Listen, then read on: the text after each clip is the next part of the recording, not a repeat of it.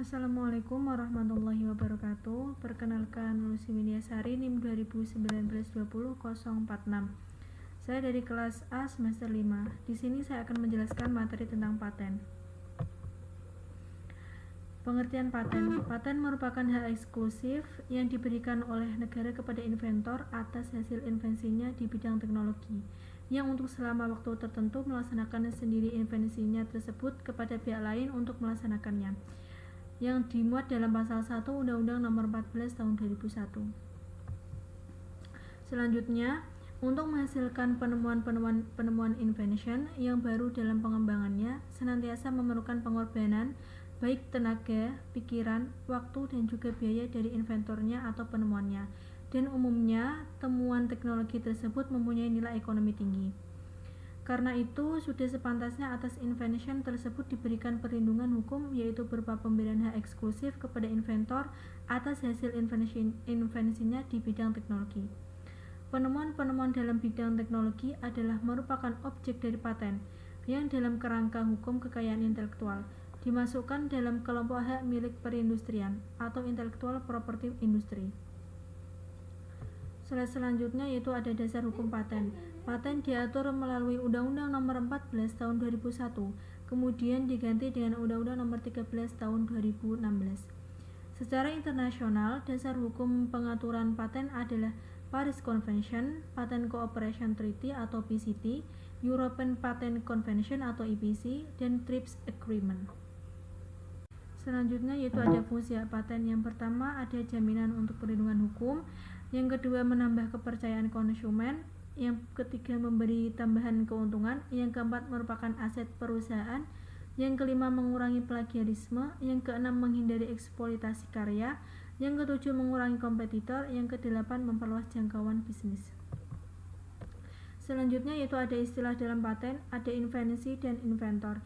Invensi sendiri merupakan penemuan berupa ide inventor yang dituangkan ke dalam suatu kegiatan pemecahan masalah yang spesifik di bidang teknologi yang dapat berupa produk, proses, metode, dan sistem, serta pengembangan dan penyempurnaan proses produk tersebut.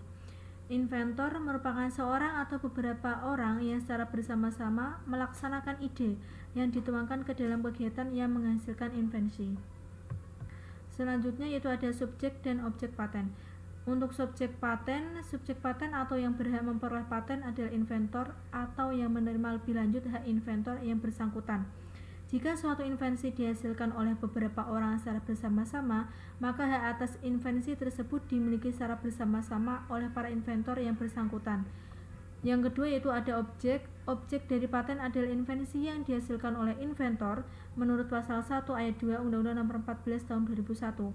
Objek paten adalah penemuan atau invensi di bidang teknologi yang baru, mengandung langkah inventif dan dapat diterapkan dalam dunia industri. Selanjutnya yaitu ada perbedaan paten biasa dan paten sederhana. Dilihat dari jumlah klaimnya, paten sendiri ada satu invensi atau beberapa invensi yang merupakan satu kesatuan invensi. Untuk paten sederhana sendiri ada satu invensi. Menurut masa perlindungannya, paten itu 20 tahun terhitung sejak tanggal penerimaan permohonan paten. Untuk paten sederhana 10 tahun terhitung sejak tanggal penerimaan. Untuk pengumuman permohonan, untuk paten sendiri 18 bulan setelah tanggal penerimaan, paten sederhana 3 bulan setelah tanggal penerimaan. Untuk jangka waktu mengajukan keberatan, paten itu 6 bulan terhitung sejak diumumkan. Untuk paten sederhana itu 3 bulan terhitung sejak diumumkan. Menurut yang diperiksa dalam pemeriksaan substansif, paten itu kebaruan atau novelty, langkah inventif dan dapat diterapkan dalam industri. Untuk paten sederhana ada kebaruan atau novelty dan dapat diterapkan dalam industri. Menurut lama pemeriksaan substansif, paten 36 bulan terhitung sejak tanggal penerimaan permohonan pemeriksaan substantif. Untuk paten sederhana 24 bulan terhitung sejak tanggal penerimaan permohonan pemeriksaan substantif.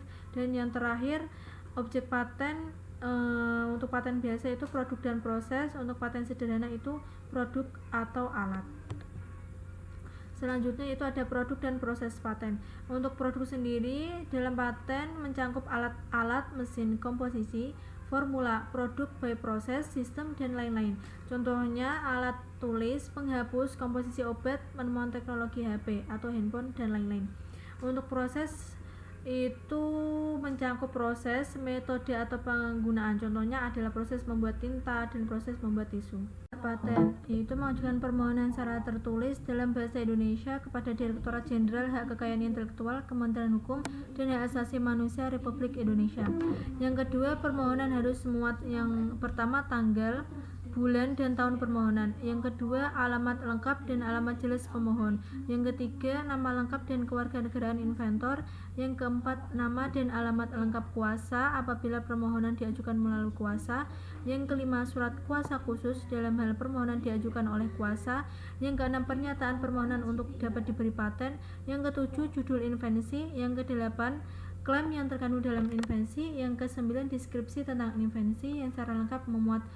Yang ke-10, gambar yang disebutkan dalam deskripsi yang diperlukan. Yang ke-11, untuk memperluas invensi. Dan yang terakhir, abstrak invensi. Yang slide terakhir, mengapa perlu hak paten, yaitu apabila kita memiliki suatu keahlian atau produk yang unik yang bernilai secara finansial, maka sebaiknya didaftarkan di Direktorat Jenderal Hak Kekayaan Intelektual, Kementerian Hukum dan Hak Asasi Manusia Republik Indonesia untuk memperoleh hak paten, sehingga tidak dibaca oleh orang lain tanpa perlindungan atas kekayaan intelektual tersebut. Jadi kalau hak paten kita dibajak atau ditiru oleh orang lain dapat dituntut secara hukum. Pengalihan paten. Yang pertama, hak paten dapat beralih dan dialihkan baik seluruh maupun sebagian, yaitu melalui proses pewarisan, hibah, wasiat maupun dengan cara perjanjian atau dengan cara yang dibenarkan oleh undang-undang. Yang kedua, setiap proses pengalihan hak paten wajib didaftarkan kepada Direktorat Jenderal Hak Kekayaan Intelektual. Untuk persyaratan formal, yaitu yang pertama mencakup kelengkapan dalam bidang administratif dan fisik seperti tanggal, bulan, dan tahun surat permintaan paten, nama lengkap dan kewarganegaraan dari si penemu atau inventor, alamat lengkap, judul penemuan, klaim yang terkandung dalam penemuan, deskripsi tertulis tentang penemuan, gambar serta abstraksi mengenai penemuan. Dan yang kedua, pemeriksaan pertama terhadap kelengkapan persyaratan formal harus sudah selesai sebelum memasuki tahap pemeriksaan substantif. Pemeriksaan kedua yaitu mengenai substansinya, mencakup pemeriksaan terhadap kebaruan suatu penemuan, ada atau tidaknya langkah inventif, serta dapat atau tidak penemuan tersebut diterapkan dalam industri. Untuk persyaratan substantif 1, yang pertama, suatu penemuan dapat dikatakan baru jika penemuan tersebut tidak diantisipasi oleh prior art. Yang kedua, prior art adalah semua pengetahuan yang telah ada sebelum tanggal penerimaan suatu permintaan paten atau filing date atau tanggal prioritas permintaan paten yang bersangkutan, baik melalui pengungkapan tertulis maupun lisan. Yang terakhir, suatu penemuan dapat diberikan paten apabila merupakan hasil penemuan baru dalam bidang teknologi, dengan kata lain harus merupakan hal yang baru atau new. Penemuan itu merupakan penemuan baru yang memiliki kebaruan atau novelty, serta kebaruan atau novelty ini merupakan syarat yang mutlak. Untuk persyaratan substantif yang dua, yang pertama itu ada persyaratan langkah inventif atau inventive steps. Yang kedua, suatu penemuan dikatakan mengandung langkah inventif jika penemuan tersebut bagi seorang yang mempunyai keahlian tertentu di bidang teknik merupakan hal yang tidak dapat diduga sebelumnya. Cara mengajukan permohonan paten. Yang pertama, sebelum mengajukan permohonan paten di Jenderal Kekayaan Intelektual Kemenkumham, sebaiknya invensi yang diajukan sebelum terpublikasi atau maksimal 6 bulan pada sidang dan forum ilmiah tertutup. Yang kedua, kemudian melakukan penulisan dokumen pembanding dan analisis pada patentabilitas tertentu yang bertujuan untuk memenuhi syarat patentabilitas, yaitu yang pertama, kebaruan atau novelty, yang kedua, mengandung langkah inventif atau inventive step, yang ketiga, dapat diterapkan dalam industri atau industrial applicable. Jangka waktu hak paten. Untuk paten biasa, hak paten diberikan untuk jangka waktu selama 20 tahun terhitung sejak tanggal penerimaan, dan jangka waktu itu tidak dapat diperpanjang. Untuk paten sederhana diberikan untuk jangka waktu 10 tahun terhitung sejak tanggal penerimaan, dan jangka waktu itu tidak dapat diperpanjang. Penyelesaian sengketa paten. Jalur pengadilan Yang pertama melalui jalur pengadilan dan yang kedua jalur di luar pengadilan. Pemegang paten maupun penerima lisensi yang sah dapat menggugat dan menuntut ganti rugi kepada pelanggarnya melalui pengadilan niaga. Gugatan ganti rugi dapat diajukan kepada siapapun yang dengan sengaja dan tanpa hak melakukan perbuatan membuat, menggunakan, menjual, mengimpor, menyewakan dan menyerahkan atau menyediakan untuk dijual dan disewakan atau diserahkan suatu produk yang diberi paten atau menggunakan proses produksi yang diberi paten untuk membuat barang dan tiadakan lainnya. Gugatan ganti rugi hanya dapat diterima apabila produk atau proses itu terbukti dibuat dengan menggunakan invensi yang telah diberi paten. Proses pembuktian dalam sengketa paten menganut sistem pembuktian terbalik dalam pasal 119 ayat 1 dan ayat 2 Undang-Undang Paten. Sekian, hanya itu yang bisa saya sampaikan. Apabila ada kesalahan dalam penyampaian materi, saya mohon maaf yang sebesar-besarnya. Terima kasih. Wassalamualaikum warahmatullahi wabarakatuh.